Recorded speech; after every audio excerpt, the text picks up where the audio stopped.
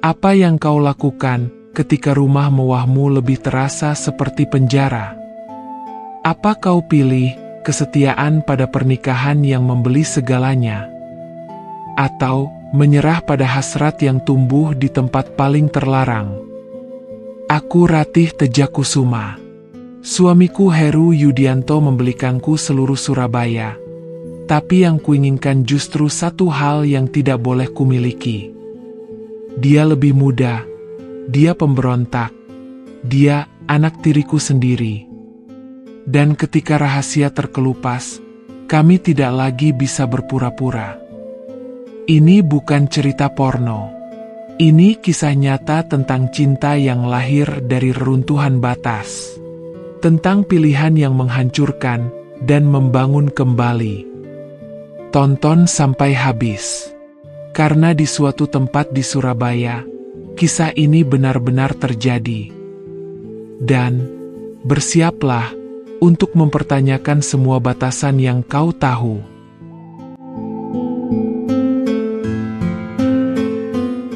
Surabaya malam itu bernafas dalam gemuruh yang akrab. Dari balkon kamarku di lantai 2, aku menyaksikan lampu-lampu kota berkedip seperti bintang yang jatuh dan terperangkap di aspal.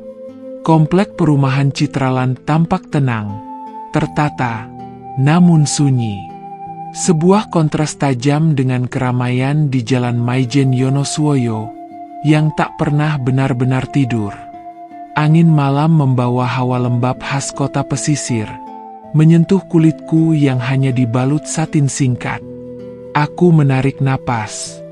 Heru Yudianto, suamiku, kembali ke Singapura untuk urusan bisnis. Rumah kolonial modern ini, dengan pilar-pilar kokoh dan jendela-jendela tinggi, kembali menjadi istana kesepianku. Hanya ada satu orang lain di rumah ini selain aku dan 2 staf yang sudah pulang, yaitu Arga Yudianto, anak tiriku. Sebutan itu masih terasa asing di lidah, mengingat jarak usia kami hanya 6 tahun. Aku mendengar langkah kaki beratnya di lantai kayu bawah, lalu suara kulkas terbuka. Aku tahu dia sedang mengambil bir.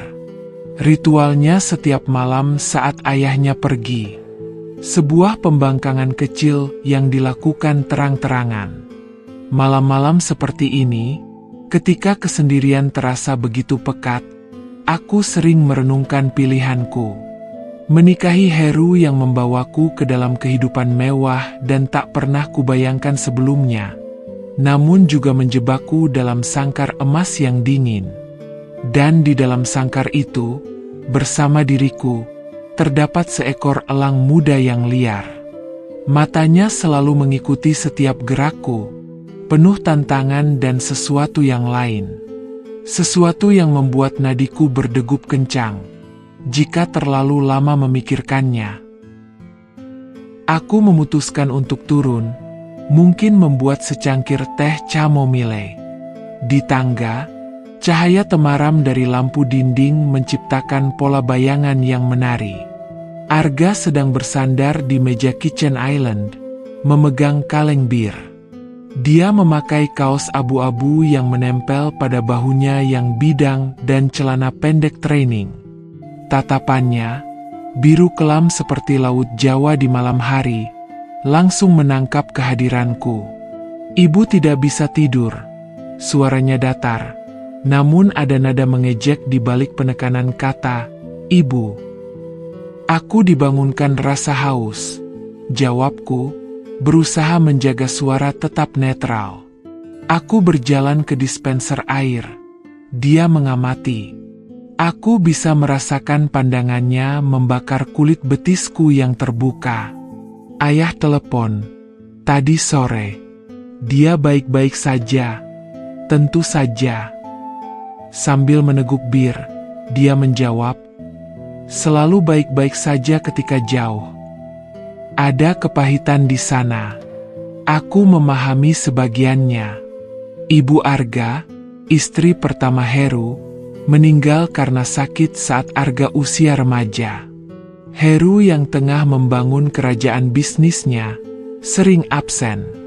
Maka, benci Arga padaku mungkin lebih pada kehadiranku sebagai pengganti, simbol bahwa ayahnya telah melangkah maju.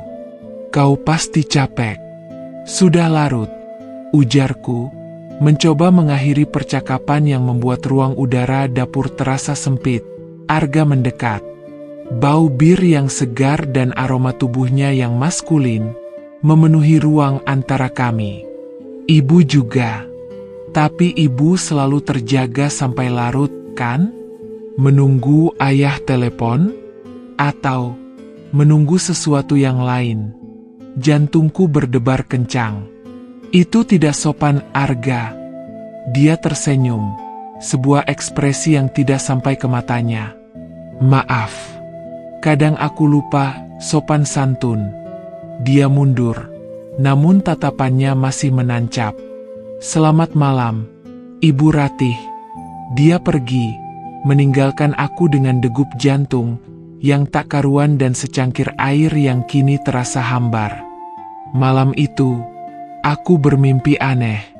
Aku berdiri di tepi pantai Kenjeran, angin menerbangkan selendangku, dan dari balik kabut, seseorang mendekat. Bukan Heru. Ketika kabut tersibak, yang kulihat adalah sepasang mata biru kelam yang sama-sama menjanjikan pelabuhan dan badai. Aku terbangun dengan napas tersengal, tubuh berkeringat, dan kesadaran menggelisahkan bahwa garis batas yang kujaga dengan susah payah mulai retak, dimulai dari dalam mimpiku sendiri.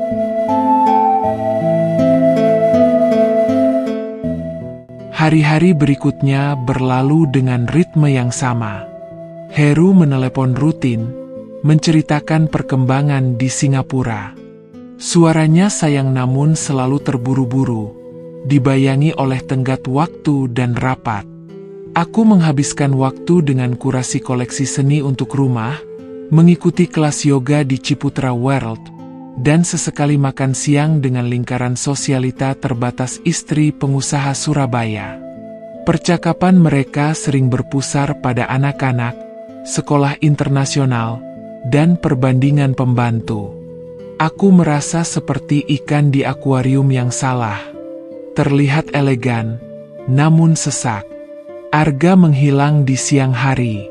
Dia kuliah di Universitas Ciputra, jurusan Desain Komunikasi Visual, tapi lebih sering menghabiskan waktunya di studio musik temannya di daerah Rungkut, atau sekadar nongkrong di kafe sekitar Jalan Maijen Sungkono.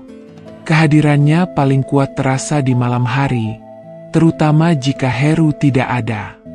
Dia seperti bayangan yang menghuni sudut-sudut rumah, diam namun terasa. Suatu Kamis sore, hujan turun dengan derasnya, mengubah jalanan Surabaya menjadi lautan genangan dan kemacetan. Aku membatalkan janji ke salon. Dari ruang keluarga, aku mendengar pintu garasi terbuka, dan langkah kaki tergesa masuk. Arga basah kuyup. Dia melepas jaketnya di foyer, rambut hitamnya menempel di dahinya. Tanpa sadar, aku mengambil handuk dari kamar mandi tamu. Kau basah sekali.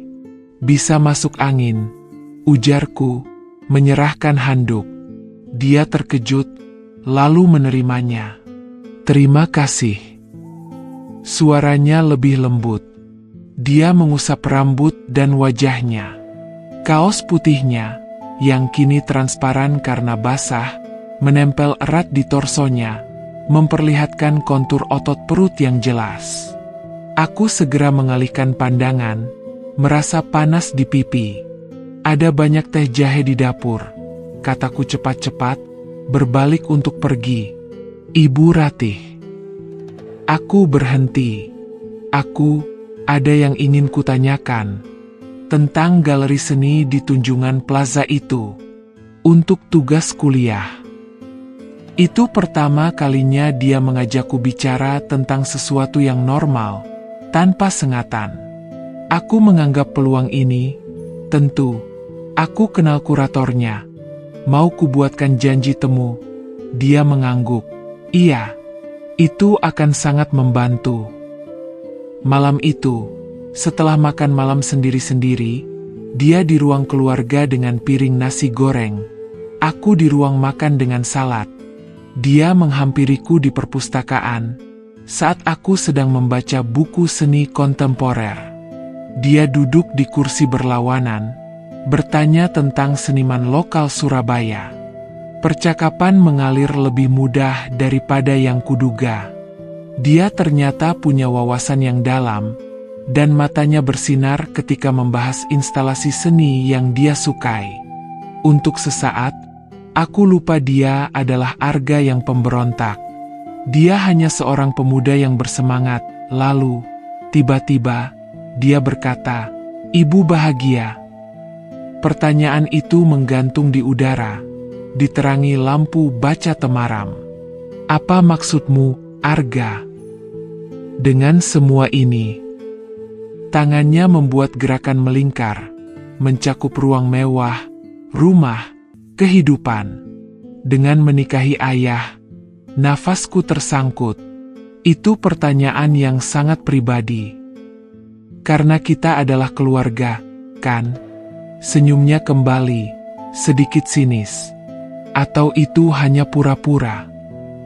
Aku menutup buku dengan agak keras. Sudah larut. Aku lelah. Aku berdiri. Saat melewatinya, lenganku tanpa sengaja menyentuh bahunya.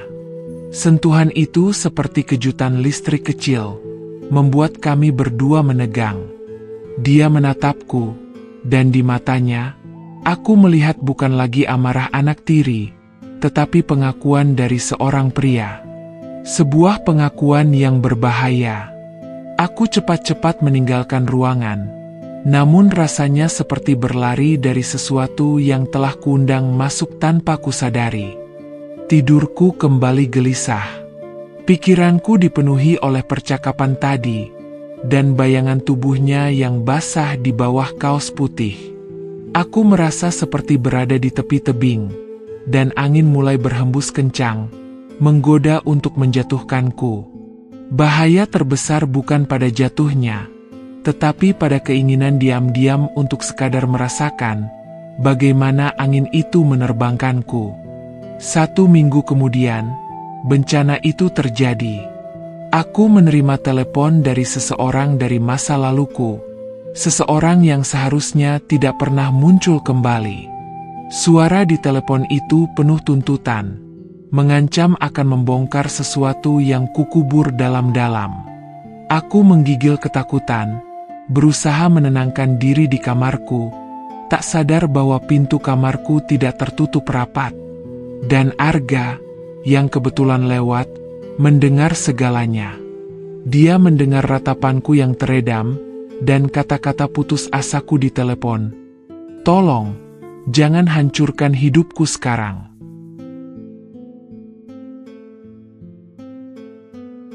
Aku tidak tahu berapa lama dia berdiri di sana.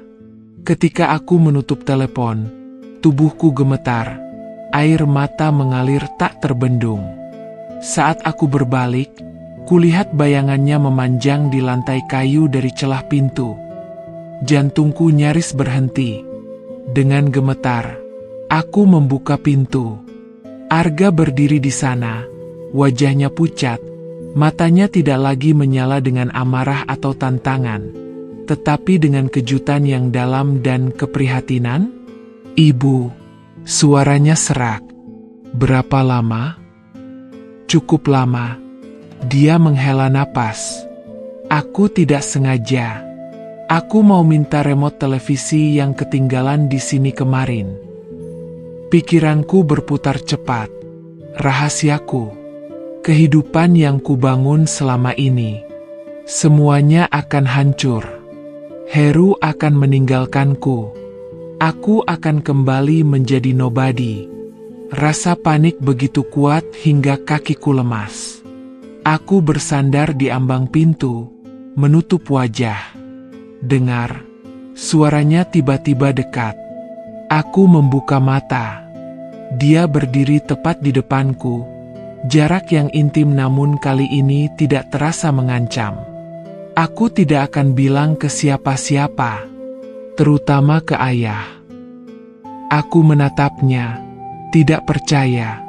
Kenapa? Kau membenciku? Dia mengerutkan kening, seolah pertanyaanku bodoh. Itu berbeda. Apa yang kudengar itu tentang masa lalu ibu sebelum ayah. Itu tidak adil. Matanya menatapku dengan intensitas baru. Semua orang berhak melupakan masa lalu mereka. Air mata kembali mengalir. Kali ini karena kelegaan yang bercampur kebingungan. Arga, aku. Jangan, bisiknya. Jangan jelaskan. Itu bukan urusanku. Dia mengangkat tangannya, seolah ingin menyentuhku, tapi kemudian mengepalkan dan menurunkannya. Tapi jika orang itu mengganggu ibu lagi, beritahu aku. Dia pergi, meninggalkan aku dengan 1 juta pertanyaan dan 1 kepastian. Segalanya telah berubah selamanya. Sejak malam itu, udara di rumah terasa berbeda. Ketegangan lama yang penuh kebencian telah berubah menjadi sesuatu yang lain. Sebuah aliansi rahasia, sebuah ikatan yang terbentuk dari kelemahan yang tersembunyi. Arga tidak lagi menatapku dengan tantangan, tetapi dengan kewaspadaan, seperti singa muda yang menjaga wilayahnya.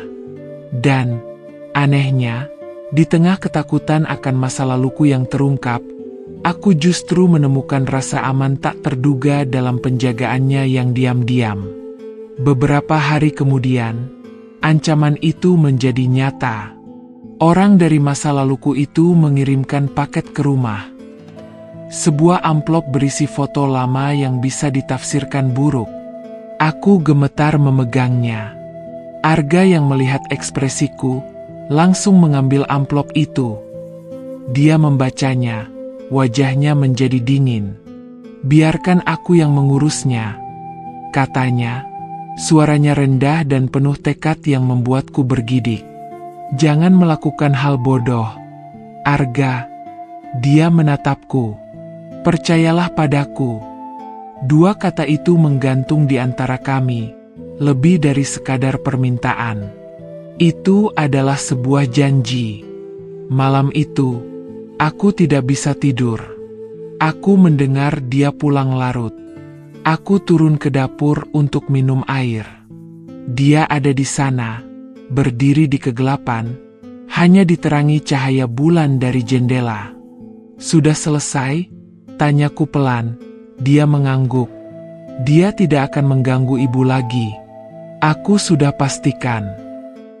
Caranya berkata membuatku tahu dia tidak menggunakan kekerasan, tetapi sesuatu yang lebih cerdas, mungkin intimidasi atau negosiasi. Rasa terima kasih yang begitu besar menyergapku. Terima kasih, Arga. Aku tidak tahu harus berkata apa. Dia mendekat. Cahaya bulan menyinari profil wajahnya yang tegas. Ibu tidak perlu berkata apa-apa. Suaranya seperti sutra di kegelapan. Cukup. Jangan pernah terlihat takut seperti itu lagi. Saat itulah, tanpa kusadari, tanganku meraih tangannya. Sentuhan kulit ke kulit itu terasa seperti konsleting. Dia menatap tangan kami yang bertaut, lalu matanya menatapku. Di matanya, aku melihat pergulatan yang sama yang kurasakan, keinginan yang dilarang, penghormatan yang berubah bentuk, dan sebuah perlindungan yang mulai meleleh menjadi kepemilikan. Dia adalah yang pertama menarik diri, namun langkahnya berat. Kita tidak boleh, gumamnya, lebih kepada dirinya sendiri daripada kepadaku. Tapi kata-katanya justru mengukuhkan apa yang sudah kami akui. Ada sesuatu di antara kami. Sesuatu yang kini hidup, bernafas, dan menuntut untuk diakui. Aku kembali ke kamar. Tubuhku masih bergetar dari sentuhan dan pengakuan yang tak terucap. Di balkon, aku menatang Surabaya yang tak pernah benar-benar gelap. Kota ini menyimpan banyak rahasia di balik gemerlapnya. Dan kini, aku menyimpan rahasia terbesar dan paling berbahaya di jantung rumahku sendiri. Rasanya seperti menari di atas kawat yang terbentang di antara dua gedung tinggi, di mana satu salah langkah bukan hanya akan menjatuhkanku, tetapi juga menghancurkan segala yang ku kenal. Namun, di bagian terdalam jiwaku, terdengar bisikan mengganggu. Mungkin, jatuhnya bisa terasa seperti terbang. Heru pulang selama 3 hari. Kehadirannya yang biasanya kutunggu, kini terasa seperti penjara. Aku harus memainkan peran istri penyayang sementara pikiranku terus-menerus melayang ke Arga. Aku memperhatikan cara Heru memerintah, berbicara pada Arga dengan nada penguasaan yang membuatnya mengeras. Aku melihat mata Arga yang gelap ketika ayahnya memelukku, sebuah kepemilikan berbeda yang membuatnya tak berdaya. "Kau tampak tegang, sayang," ujar Heru suatu malam di kamar. Tangannya mengusap bahuku. "Ada masalah?" "Hanya migrain," jawabku, membalikkan badan dan berpura-pura tidur. Sentuhannya, yang dulu kuhargai, kini terasa seperti klaim. Dan aku merasa bersalah, begitu bersalah. Heru pergi lagi.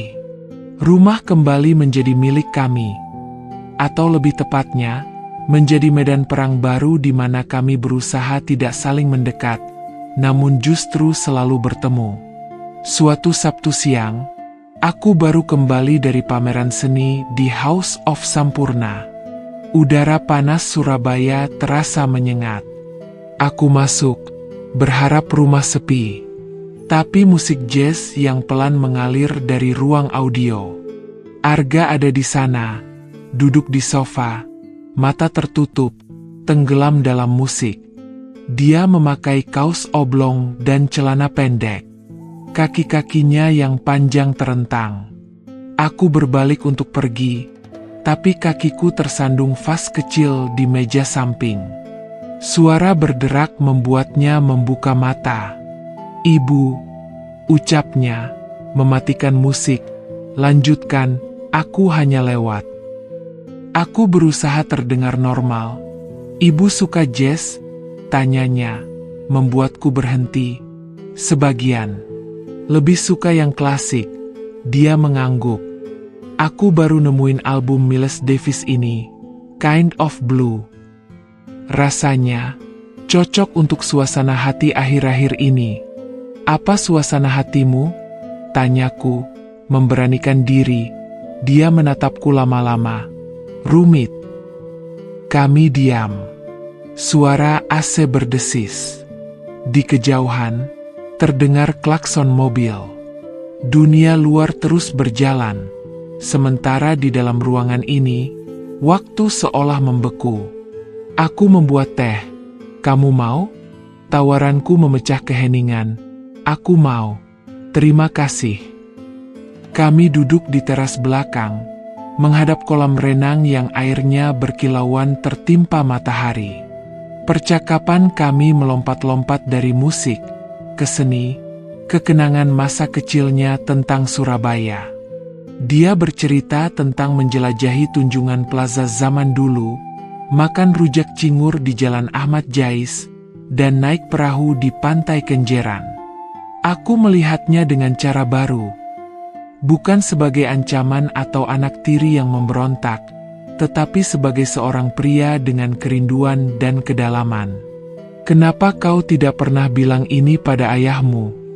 tanyaku. "Tentang perasaanmu." Dia memandang ke kolam. Karena dia tidak pernah benar-benar mendengar.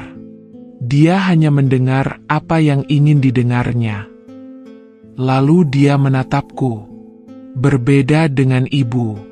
Ibu mendengarkan. Saat itu, Mata kami terpaut. Dan sesuatu pecah. Sebuah pengakuan yang sudah terlalu lama kami pendam meluap tanpa bisa dikendalikan. Udara di antara kami terasa pekat, berdenyut. Dia berdiri dengan tiba-tiba, mendekati tepi kolam. "Ini gila," gumamnya. "Kita tidak bisa." Aku juga berdiri, mendekatinya. Aku tahu. Tapi kakiku terus melangkah. Ketika aku berdiri di sampingnya, dia memandangku. Di matanya, aku melihat badai yang sama yang mengamuk di dadaku. Keinginan, rasa bersalah, ketakutan, dan sebuah tarikan magnetis yang tak terbantahkan. Arga. Namaku keluar seperti doa. Itu adalah kata terakhir yang terucap sebelum dunia meledak. Tangannya meraih wajahku, lembut namun penuh tekad. Bibirnya menemukan bibirku. Ciuman pertama kami bukanlah ciuman yang lembut atau penuh tanya, melainkan sebuah letusan, sebuah pertemuan dua badai yang telah lama berkumpul. Rasanya seperti tenggelam dan bernafas untuk pertama kalinya sekaligus. Api membakar setiap sel tubuhku, dan di tengah kobaran api itu, hanya ada dia. Rasanya seperti pulang ke tempat yang tidak pernah ku kenal, namun selalu kurindukan. Kami terpisah, napas tersengal-sengal, dahi bersentuhan. Matanya membesar, mencerminkan keherananku sendiri. Apa yang telah kami lakukan? Aku minta maaf, bisiknya, namun tangannya masih membelai pipiku. Jangan, jawabku, menahan tangannya di pipiku. Jangan minta maaf untuk sesuatu yang juga kuinginkan. Tapi realitas segera menghantam. Kami melompat berjauhan ketika terdengar suara langkah salah satu pembantu di dalam rumah. Bahaya, risiko. Kami saling memandang, dan di dalam mata masing-masing, kami membaca keputusan yang sama. Ini rahasia. Ini milik kami. Dan meski salah, rasanya terlalu benar untuk diabaikan. Ciuman itu telah membuka pintu banjir. Sekarang, setiap pandangan, setiap sentuhan tidak sengaja, setiap kata yang diucapkan, syarat dengan makna ganda. Kami mulai menyusun bahasa rahasia kami sendiri. Sebuah bahasa yang hanya terdiri dari pandangan, kedekatan, dan napas yang tertahan. Surabaya di luar sana terus bergemuruh dengan kehidupan normalnya. Sementara di dalam rumah kolonial modern ini, kami memulai ritual berbahaya kami sendiri. Sebuah tarian yang mempertaruhkan segalanya. Namun janjinya begitu memabukkan hingga kami tidak bisa, atau tidak mau, berhenti. Kami menjadi ahli dalam menyembunyikan. Di depan Heru ketika dia video call, kami adalah ibu tiri dan anak tiri yang sopan dan menjaga jarak. Di depan pembantu, kami adalah penghuni rumah yang hanya saling memberi salam biasa. Tapi di balik pintu tertutup, di lorong-lorong sepi, di saat-saat antara, kami adalah Arga dan Ratih, dua jiwa yang terbakar. Ritual kami dimulai dengan pandangan. Dia akan menatapku dari seberang ruang makan saat sarapan. Tatapannya seperti sentuhan fisik yang membuat kulitku merinding. Aku akan membalas dengan senyuman kecil yang hanya dia pahami, sebelum menunduk ke atas piring. Lalu, ada pertemuan tidak sengaja. Dia akan muncul di perpustakaan saat aku sedang membaca, atau aku, kebetulan, lewat di depan kamar musiknya ketika dia sedang bermain gitar.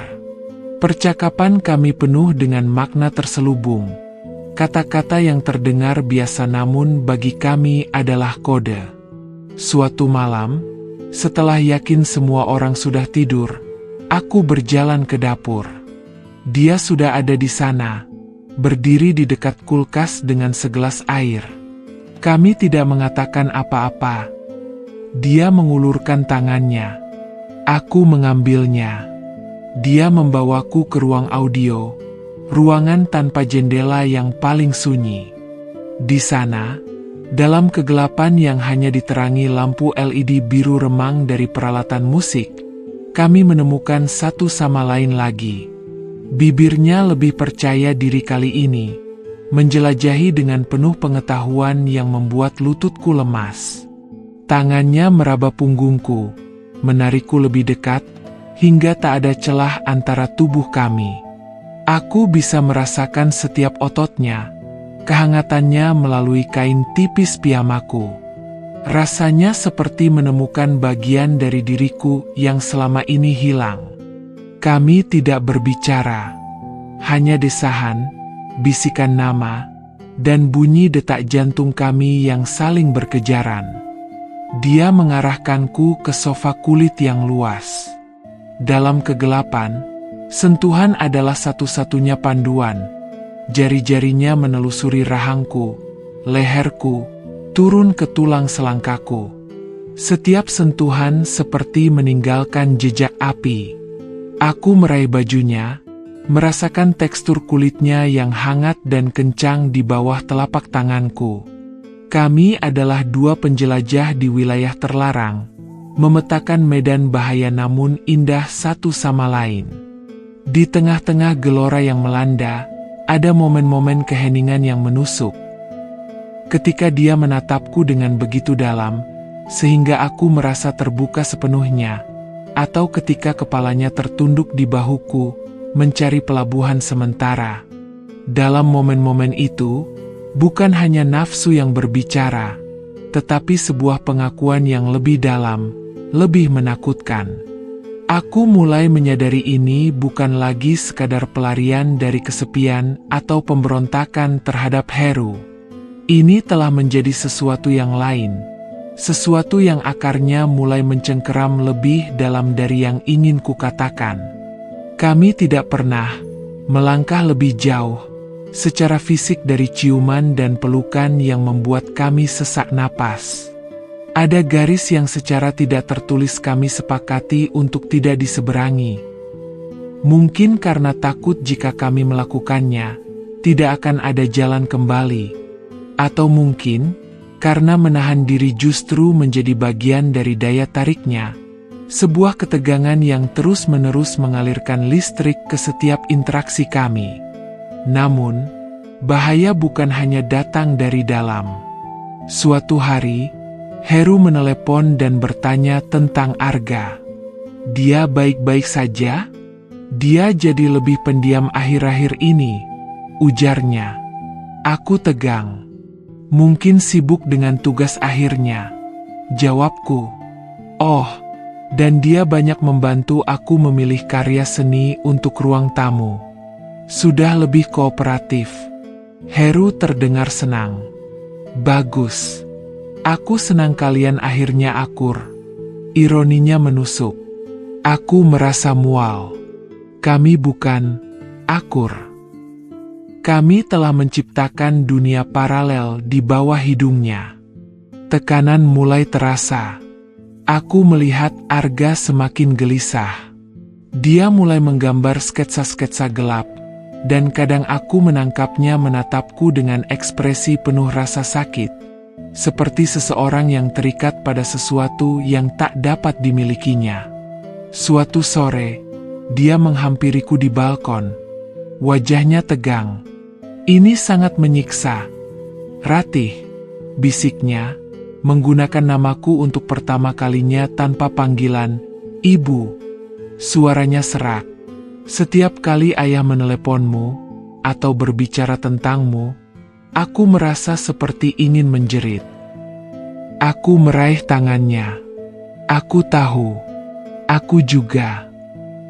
Tapi apa pilihan kami? Mengakhiri semuanya? Kata-kata itu bahkan tak bisa kukumpulkan. Aku ingin membawamu pergi dari sini, katanya dengan mata berapi-api. Jauh dari Surabaya, dari ayah, dari semuanya. Itu adalah fantasi yang berbahaya dan mustahil. Dan lalu apa, Arga? Kita akan hidup bagaimana? Dan apa yang akan kita lakukan kepada ayahmu? Menyebut Heru sebagai ayahmu dengan sengaja mengingatkan kami pada realitas yang kami coba lupakan. Wajahnya kacau. Dia menarik tangannya. Kau benar. Ini tidak mungkin. Dia pergi, meninggalkan aku sendirian, dengan hati yang hancur. Malam itu, aku mendengar musik sedih dari kamarnya, gitar akustik yang dimainkan dengan penuh perasaan. Aku tahu itu untukku. Aku berdiri di luar pintunya, menangis dalam hati, ingin mengetuk, namun takut jika pintu itu terbuka. Aku tidak akan memiliki kekuatan untuk menolak apapun yang dia tawarkan. Kami mencapai jalan buntu. Nafsu telah membawa kami sejauh ini, namun realitas telah membentangkan tembok yang tampaknya tak dapat ditembus. Aku mulai berpikir bahwa mungkin ini akhirnya, bahwa kami harus mengubur perasaan ini sebelum menghancurkan segalanya. Tapi kemudian, keesokan harinya, terjadi sesuatu yang mengubah segalanya. Heru menyampaikan kabar bahwa dia akan pergi ke Eropa untuk proyek besar selama sebulan penuh. Dan, tiba-tiba, sebulan terasa seperti keabadian, dan keabadian terasa seperti peluang sekaligus jebakan yang jauh lebih dalam. Keberangkatan Heru terasa seperti jeda dalam sebuah drama tegang. Dia pergi dengan pesan sayang dan janji akan sering telepon. Aku menciumnya di pipi, perasaan bersalah seperti batu di perut. Arga hanya mengangguk pada ayahnya, tatapannya tidak terbaca. Pintu garasi tertutup, mobilnya menghilang, dan rumah itu bernafas. Untuk pertama kalinya, kami sendirian, benar-benar sendirian, tanpa kemungkinan interupsi. Staf hanya datang di siang hari dan pulang sebelum maghrib. Malam-malam itu sepenuhnya milik kami. Hari pertama berlalu dengan ketegangan yang hampir tak tertahankan. Kami saling menghindari, seolah takut pada apa yang mungkin terjadi jika kami sendirian. Tapi malam itu, saat aku sedang mandi di kamar mandi mewahku, air hangat mengalir di tubuhku, aku mendengar ketukan lembut di pintu kamarku yang terhubung langsung. Ratih. Suaranya dari balik pintu. Aku membungkus diri dengan handuk dan membuka pintu. Dia berdiri di sana, wajahnya diliputi konflik. Aku tidak tahan, bisiknya. Aku tidak bisa berpikir, tidak bisa melakukan apa-apa. Kau ada di setiap pikiranku. Aku menariknya masuk dan menutup pintu. Kami berdiri di kamarku, ruang pribadiku yang pernah dia masuki sebagai anak tiri, kini menjadi saksi bisu transformasi kami.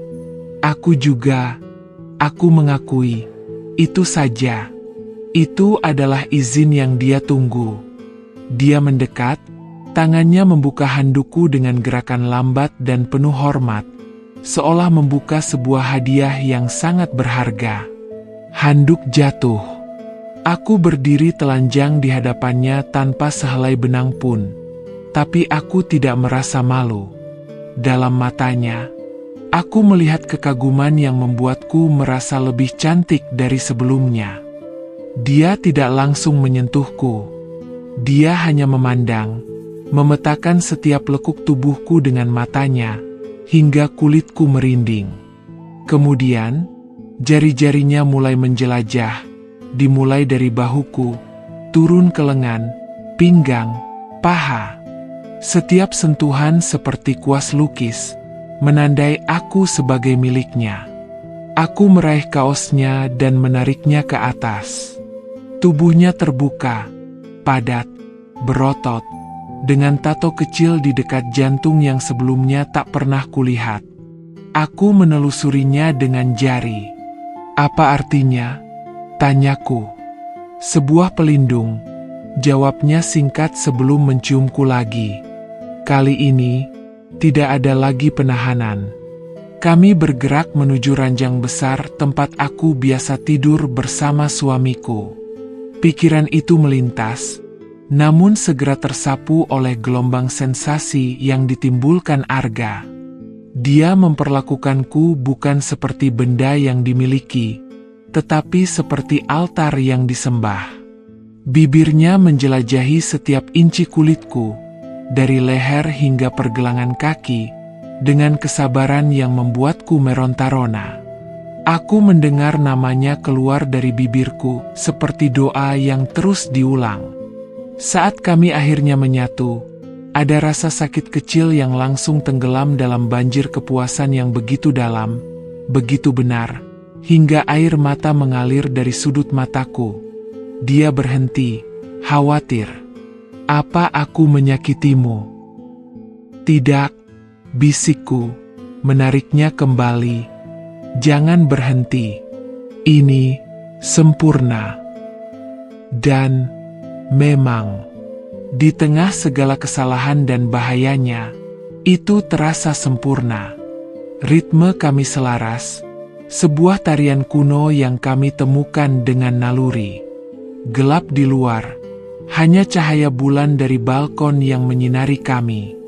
Dalam cahaya remang itu, kami menjadi dua entitas yang menyatu, melupakan Surabaya, melupakan Heru, melupakan segala hal kecuali gelora yang menyatukan kami.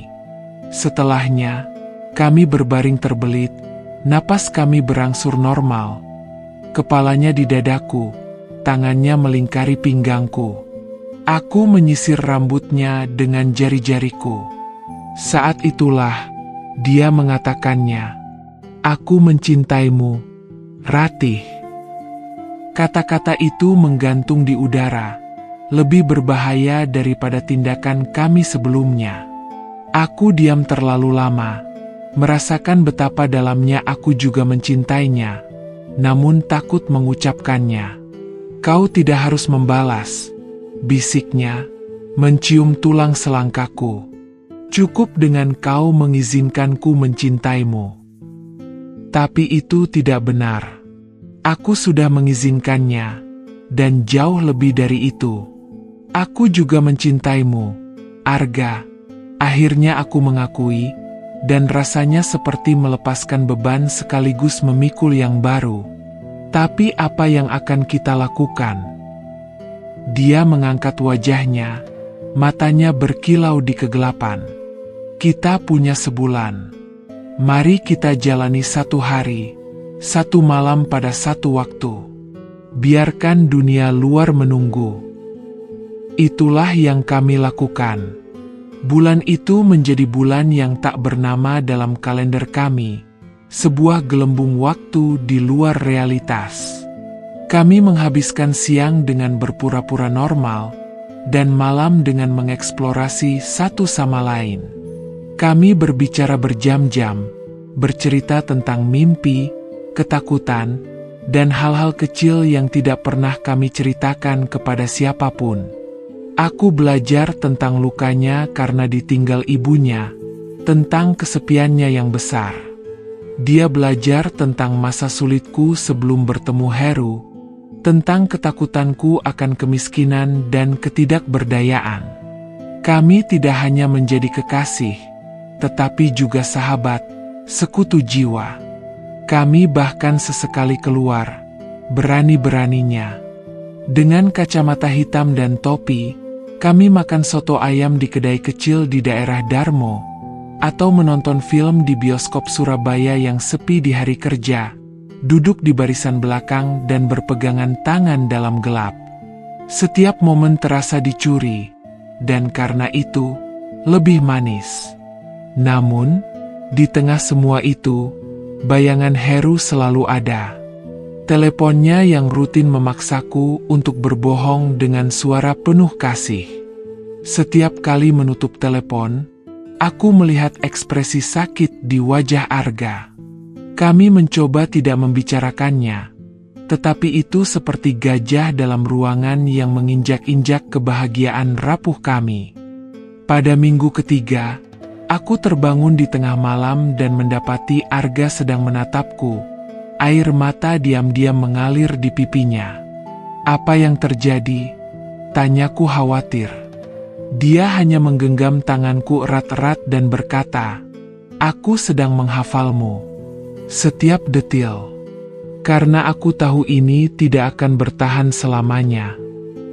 Kata-katanya menusuk seperti belati dingin, mengingatkanku bahwa gelembung indah kami suatu saat akan pecah.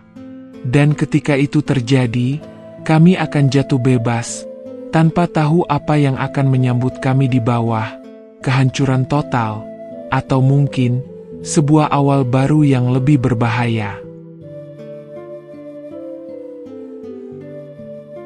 Firasat itu ternyata benar. Bukan bulan yang mengakhiri gelembung kami, tapi sebuah telepon tak terduga di minggu keempat. Bukan dari Heru, tapi dari sekretarisnya. "Bu Ratih, maaf mengganggu. Apakah Bapak ada di rumah? Kami tidak bisa menghubunginya untuk persetujuan dokumen mendesak. Ponselnya mungkin sedang trouble." Hatiku berdebar kencang. Tidak, Pak Heru belum pulang. Dia masih di Zurich, kan? Itu aneh. Jadwalnya seharusnya sudah kembali ke hotel sejak 3 jam lalu. Tapi baiklah, Bu. Kami akan coba lagi. Aku menutup telepon dengan tangan gemetar. Arga, yang sedang duduk di sebelahku di sofa, langsung menangkap kegelisahanku. "Apa yang terjadi?" "Ayahmu, mereka tidak bisa menghubunginya. Sesuai jadwal dia seharusnya sudah di hotel." Arga mengerutkan kening. "Mungkin meeting molor, atau dia kelelahan lalu tidur dan mematikan telepon." Tapi nada suaranya tidak meyakinkan. Malam itu, kami tidak bisa menikmati kebersamaan seperti biasa. Sebuah kegelisahan menyelimuti rumah. Aku mencoba menelepon Heru berkali-kali. Langsung masuk voicemail. Arga mencoba menghubungi teman ayahnya yang lain, tetapi tidak ada yang tahu. Pukul 11 malam, telepon rumah berdering. Aku menjawab dengan jantung di tenggorokan. "Ratih?" Suara Heru terdengar lelah, jauh. "Maaf, sayang. Aku di bandara," katanya. "Bandara? Zurich?" tanyaku. "Tidak, Juanda. Aku pulang lebih cepat. Proyeknya selesai lebih awal dan aku rindu rumah. Aku akan sampai di rumah dalam kurang dari 1 jam." Dunia berputar. Aku menatap Arga. Wajahku pasti pucat karena dia langsung berdiri.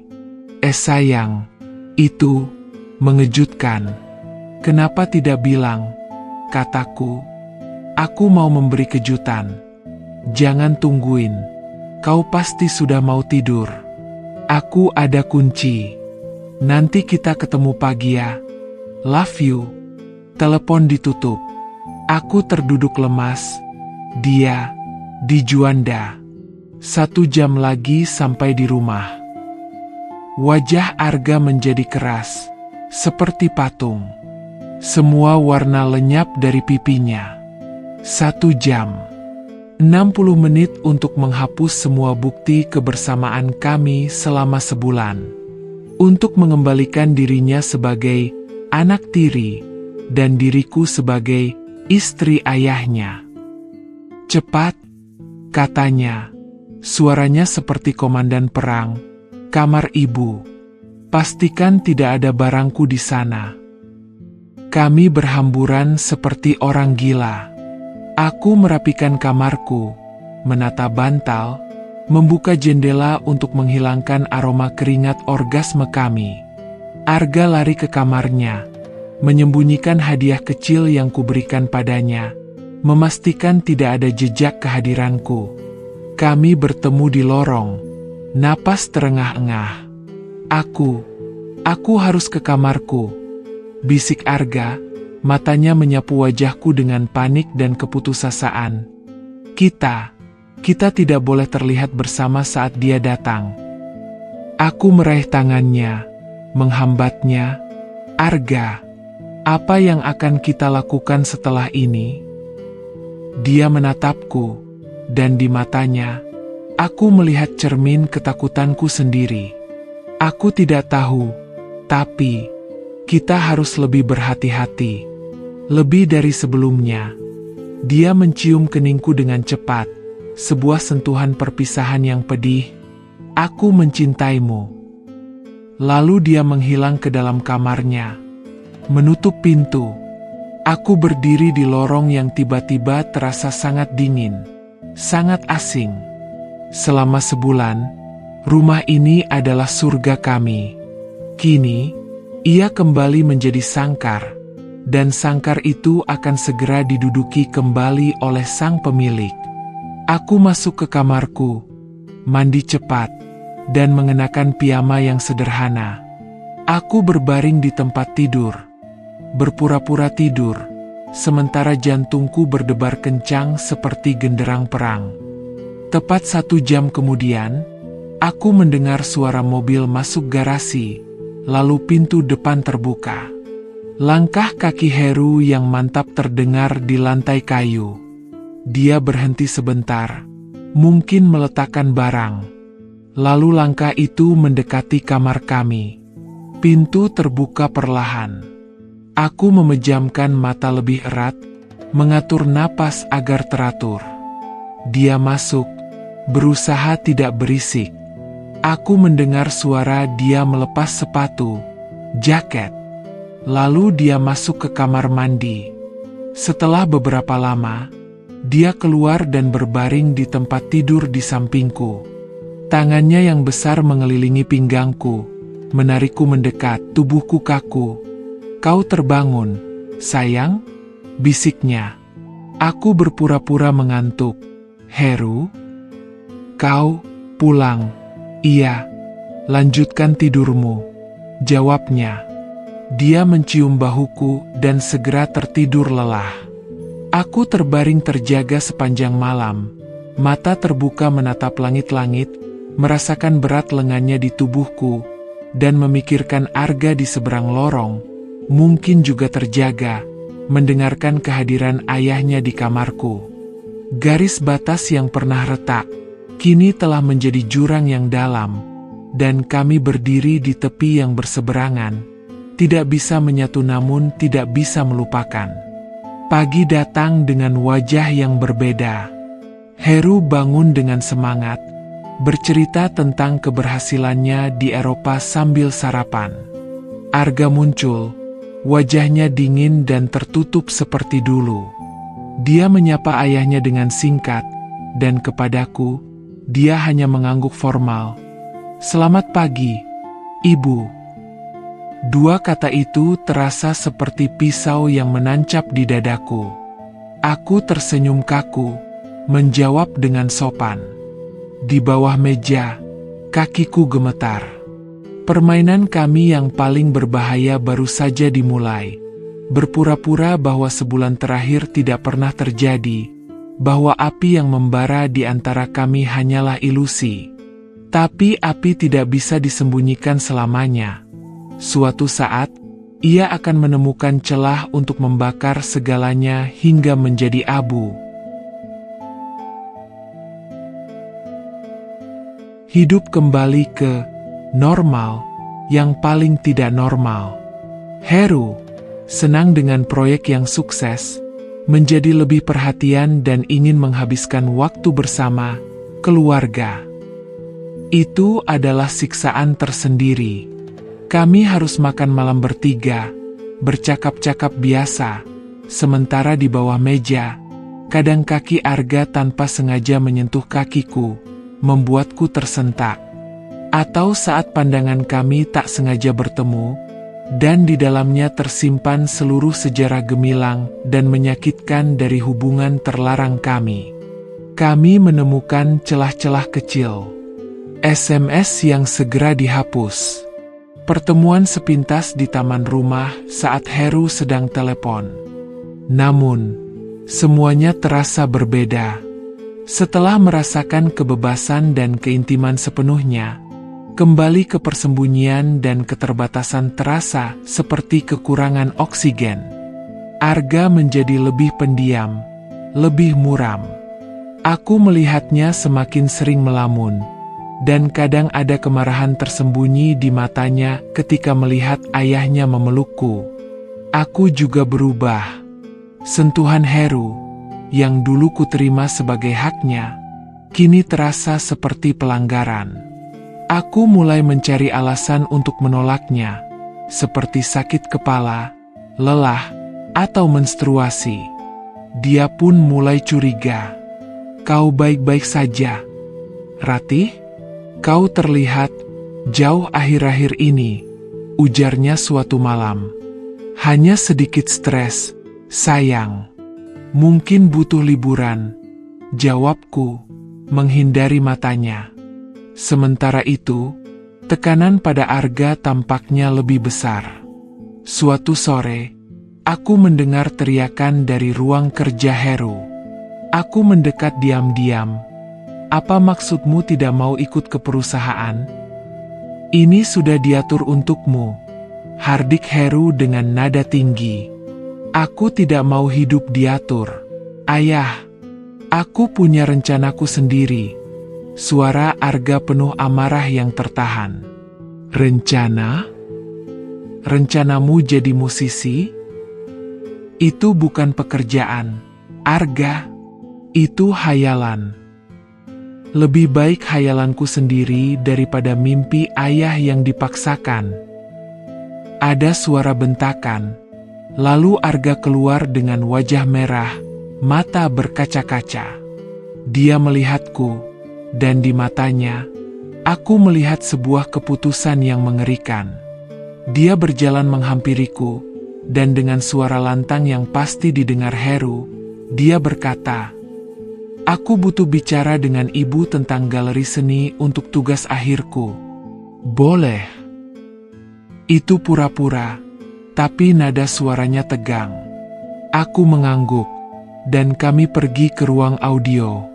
Begitu pintu tertutup, dia langsung meremas-remas rambutnya. "Aku tidak tahan lagi, Ratih.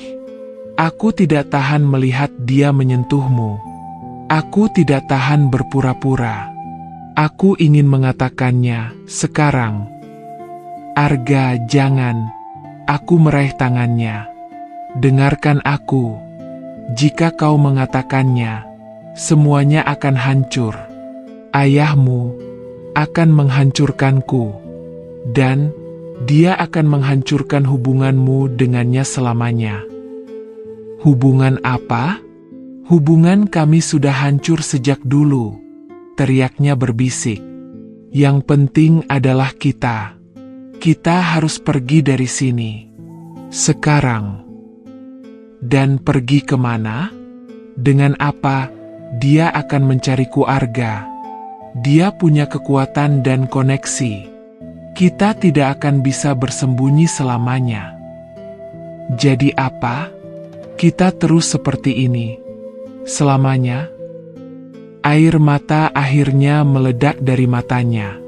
Aku menariknya ke dalam pelukan, membiarkan dia menangis di bahuku seperti anak kecil yang terluka. Hatiku hancur berkeping-keping. Kami tidak mendengar pintu terbuka. Kami tidak melihat Heru berdiri di sana.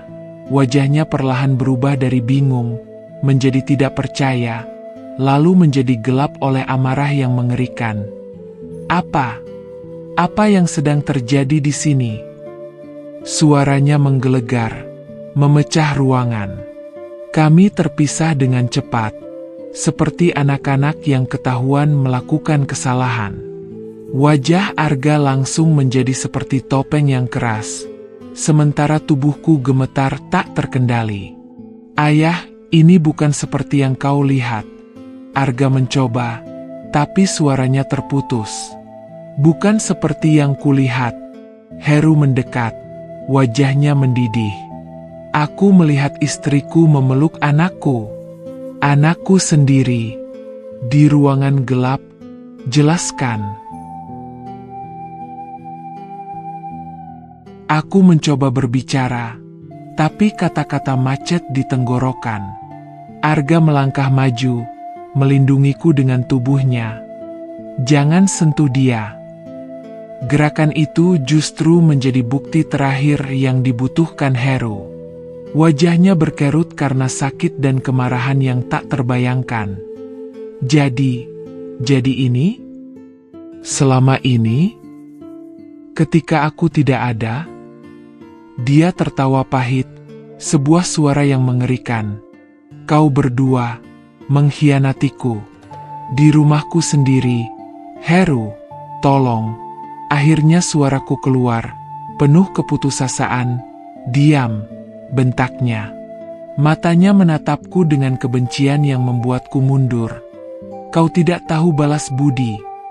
Aku menyelamatkanmu dari kehidupan yang menyedihkan, memberimu segalanya. Dan, inikah caramu membalasnya? Dengan anakku sendiri. Lalu dia menatap Arga. Dan kau, anakku, darah dagingku, dengan ini? Sebutan, ibu tirimu, seolah terlalu hina untuk dia ucapkan. Aku mencintainya, kata Arga dengan tegas, suaranya jelas di ruangan yang tegang. Dan dia mencintaiku. Pengakuan itu seperti petir. Heru terhuyung, seolah dagunya kena uppercut. Cinta? Ini bukan cinta. Ini penyakit. Ini pengkhianatan. Dia menarik napas dalam-dalam, mencoba mengendalikan diri. Keluarlah sekarang kalian berdua. Keluar dari rumahku sebelum aku melakukan sesuatu yang akan kusesali. Kami tidak bergerak. Keluar.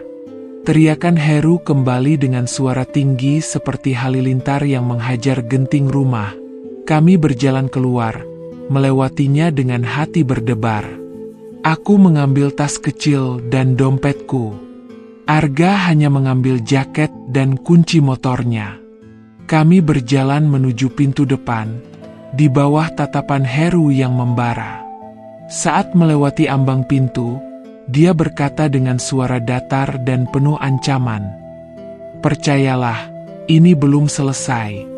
Kau tidak akan bisa lari dari konsekuensinya.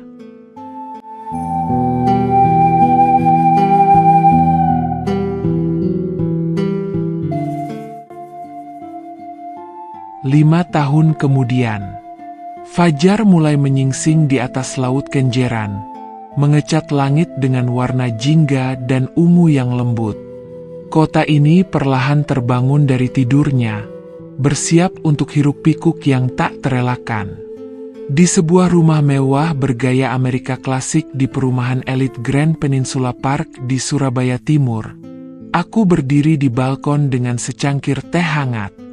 Udara pagi masih segar, meski sudah terasa kehangatan tropis yang akan datang. Aku mengenakan kaos oblong milik Arga yang kebesaran di tubuhku, dan itu adalah pakaian favoritku. Dari dalam, terdengar suara ketukan keyboard yang ritmis.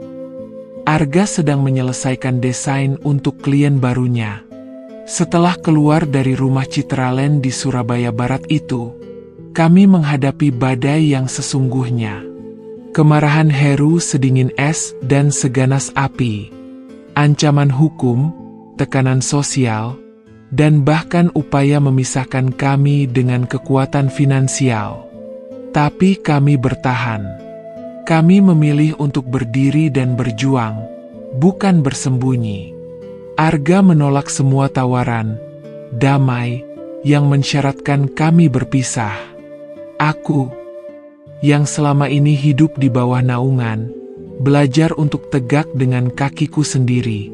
Aku mulai dari nol, memanfaatkan pengetahuan seni yang kumiliki untuk menjadi kurator independen, membantu galeri-galeri kecil di Surabaya dan Malang Raya.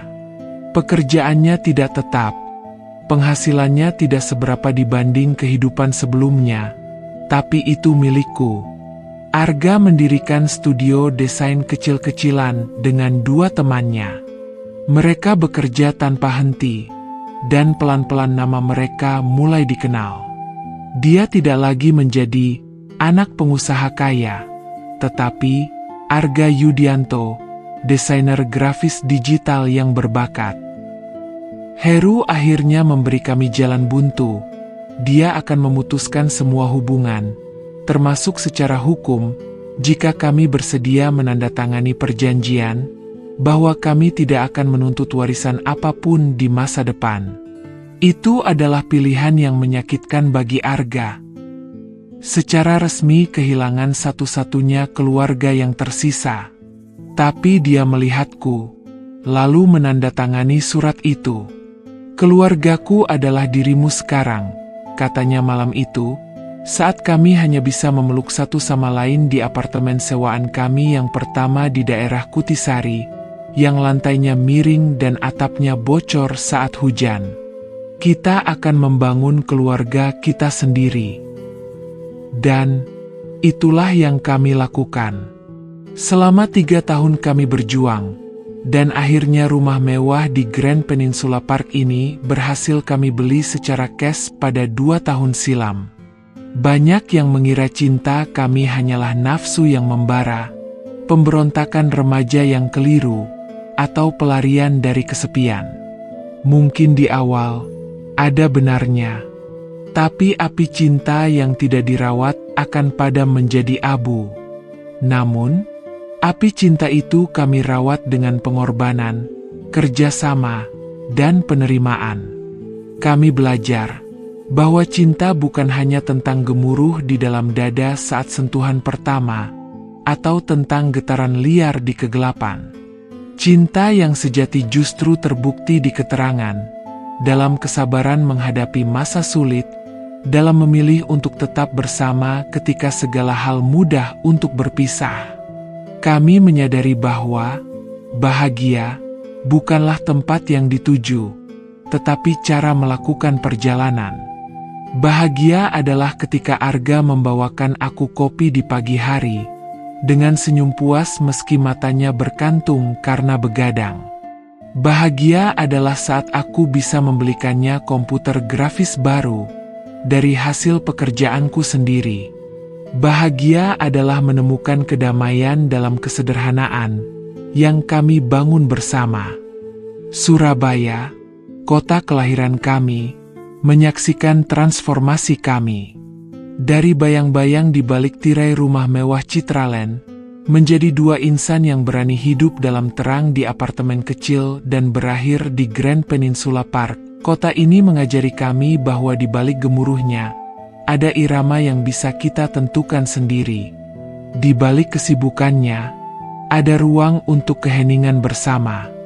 Di balik kerasnya kehidupan, ada kelembutan yang bisa kita ciptakan untuk satu sama lain. Malam itu, saat kami merayakan ulang tahun studio Arga yang ketiga, tidak ada pesta besar. Hanya kami berdua, makan sate klopo yang dibeli dari depan perumahan, dan menari pelan di ruang tamu dengan musik jazz lama dari komputer kerjanya. "Masih ingat Kind of Blue?" bisiknya di telingaku. Tangannya erat memeluk pinggangku. "Bagaimana bisa lupa?" jawabku dengan menempelkan pipi di dadanya yang kini lebih berisi, lebih kuat. Itu musik latar kita. Kami bergerak perlahan, tanpa kata-kata. Sentuhan kami sekarang bukan lagi tentang gairah yang tak terbendung, tetapi tentang keakraban yang mendalam. Tangannya yang melingkar di punggungku bukan lagi tentang klaim, tetapi tentang perlindungan. Bibirnya yang mencium ubun-ubunku bukan lagi tentang nafsu, tetapi tentang syukur. Dan ketika kami bercinta malam itu, aktivitas purba tersebut adalah sebuah perayaan. Perayaan atas perjalanan kami, atas luka-luka yang telah sembuh menjadi bekas yang kami banggakan, atas pilihan-pilihan sulit yang tidak kami sesali. Itu adalah sebuah percakapan tubuh yang mengatakan, kita berhasil. Kita masih di sini. Dan aku masih memilihmu setiap hari. Kini, di balkon lantai 2 ini, menunggu matahari sepenuhnya terbit, aku merasa lengkap. Bukan karena hidup ini sempurna. Ekonomi kami masih belum berkembang, hubungan dengan Heru masih beku, dan kami masih didamprat oleh sebagian masyarakat yang tahu kisah kami. Tapi kami utuh. Arga muncul di belakangku, melingkarkan tangannya di pinggangku, menaruh dagunya di bahuku. Pagimu indah sayang, bisiknya. Selalu, bersamamu akan membuat pagiku semakin indah. Sayang, jawabku sembari menoleh untuk mengecupnya lembut. Aku kemudian meletakkan sesuatu di tangannya. Sebuah test pack dengan 2 garis merah yang jelas. Dunia berhenti sejenak. Lalu, air mata kebahagiaan mengalir tanpa bisa dia tahan. Keluarga kita akan bertambah, ucap Arga, suaranya serak oleh emosi. Aku memeluknya erat-erat, dan di bawah fajar Surabaya yang mulai bersinar terang, kami berdiri seperti 2 pohon yang telah bertahan melalui badai. Akar kami kini saling terkait erat, siap menumbuhkan kehidupan baru. Terkadang, cinta datang dalam bentuk yang tidak terduga, di waktu yang tidak tepat, dan melawan semua logika. Yang menentukan bukanlah bagaimana ia dimulai, tetapi bagaimana kita memilih untuk menjalaninya. Apakah kita akan membiarkannya menjadi penghancur, atau menjadikannya pembangun? Apakah kita akan tenggelam dalam rasa bersalah, atau belajar memaafkan diri sendiri dan maju? Keberanian sejati bukanlah tentang melompat tanpa berpikir, tetapi tentang tetap bertahan ketika konsekuensi datang menghantam. Kekuatan sejati bukanlah tentang memiliki segala hal, tetapi tentang bersyukur atas apa yang ada di genggaman, dan berani memperjuangkan apa yang layak diperjuangkan. Dan, pesan paling penting, tidak ada kata terlambat untuk memulai hidup yang otentik. Bahkan di tengah puing-puing kesalahan masa lalu, kita bisa membangun istana kebahagiaan yang lebih kokoh, batu demi batu, dengan ketulusan dan kerja keras. Surabaya, kota kami, terus bergemuruh di bawah. Tapi di rumah milik kami ini, telah begitu banyak kisah melelahkan dan kedamaian hidup. Kami telah menemukan irama sendiri dalam simfoni kota yang kacau ini. Dan kami tahu, selama kami bersama, kami bisa menghadapi fajar apapun yang datang. Hidup bukan tentang mencari tempat yang aman, tetapi tentang menciptakan ketentraman dimanapun kita berada, bersama orang yang tepat.